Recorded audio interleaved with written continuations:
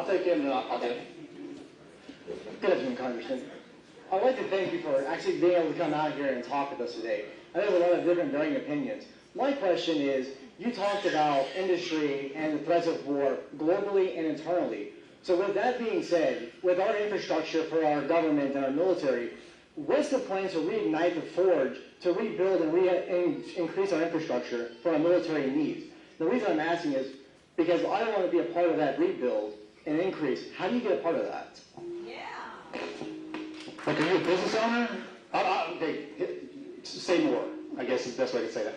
So one of the companies I'm a part of is with industrial hemp, and we're able to create thousands of jobs. Okay. Right, and that's a good question.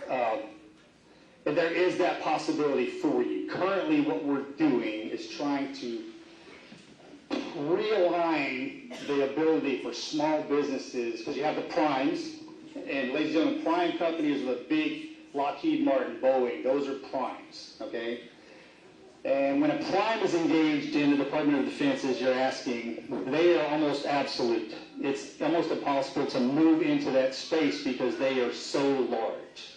And what we want in Congress is for the ability, like you, sir, to have your company have the ability to get in, engage in the DoD, like they have the opportunity. So that's where permanent reform, moving primes and subs, which you would be, into a space that makes sense. Now, there's a lot of, obviously, red tape and bureaucracy that we have to wade through in order to do that. And I wish I could stand in front of you today and say, hey, it's going to be done tomorrow. That won't be the case. Now, as we move downstream and start to unpack this thing, I'm hoping that you will have that ability to get in there, get on I think it's GSA, the site that provides all the documentation, engage with them, and win win those contracts without the proverbial nightmare of having to deal directly with a prime. Yep. Okay. All right. I'm gonna pull something up that I just want to show you because we got 5 minutes. Everybody take a deep breath. All right, I want to show you these. I just want to show you this. Pull that slide up. Can y'all see that? How about now? Zoom in a little bit, make it larger. This is important. Hang on.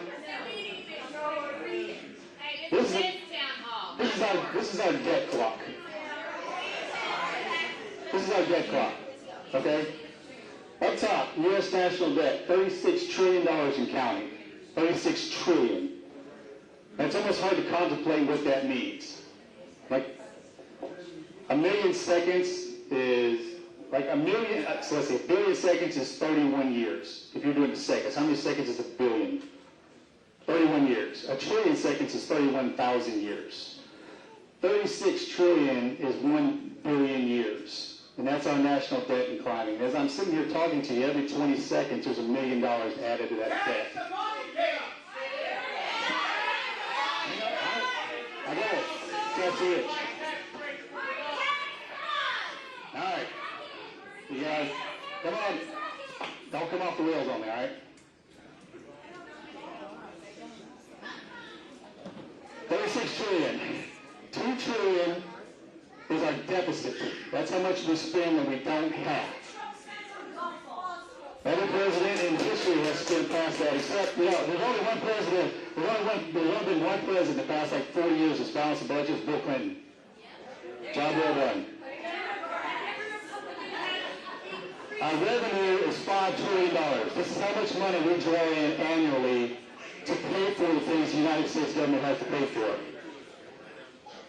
We spend $7 trillion. We have a $2 trillion deficit. Now here's the problem. If you're over here, which you can't see it very well, we have workforce. We're trying to increase the amount of workforce that we have in order to pay revenue to bring the 5 million and the 7 trillion together. Because we're spending more than we have in the bank. And that is a problem.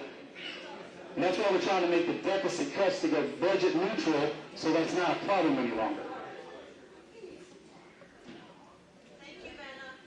Okay? Yeah. He needs the thought? All right, go ahead, shoot.